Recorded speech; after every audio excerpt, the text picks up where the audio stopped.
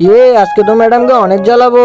আরে প্লিজ তোমরা চুপ হয়ে যাও। আরে ম্যাডাম আপনি তো বাচ্চাদের সামলাতেই পারেন না, সামলাতে না পারলে এখান থেকে চলে যান। এই তো এখন এই ম্যাডামটাই স্কুল থেকে চলে যাবে না, আমি এদের সাথে কোনোভাবেই পেরে উঠতে পারলাম না। এখন দেখবো প্রিন্সিপাল স্যার কোন ম্যাডামকে আনে। আল্লাহর এই সুন্দর নামটি দেখে যারা লাইক সাবস্ক্রাইব করবে, আল্লাহ তুমি তাদেরকে হজ করার তৌফিক দান করে দিও। যারা আমি এখন থেকে তোমাদেরকে পড়াবো, বুঝতে পেরেছো? কি এখন থেকে এই ম্যাডাম পড়াবে? হা হা হা। চলো আমরা ম্যাডামের সাথে মজা করি। এই ঢেলগুলো নাও, নিয়ে ছুঁড়ে মারো। আরে ঢেলগুলো কে মারলো?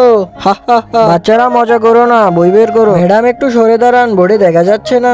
আচ্ছা বেটা। ম্যাডাম আর একটু সরে দাঁড়ান, দেখা যাচ্ছে না। আরে ম্যাডাম একেবারেই ক্লাস থেকে বেরিয়ে যান না। আচ্ছা ঠিক আছে। হা হা হা হা। যত খুশি তত মজা করো। আরে এই ম্যাডাম তো কিছুতেই রাগ করে না। তোরা দাঁড়া, আমি ম্যাডামকে ভয় দেখাচ্ছি। এখন তো ম্যাডামকে ভয় দেখাবো।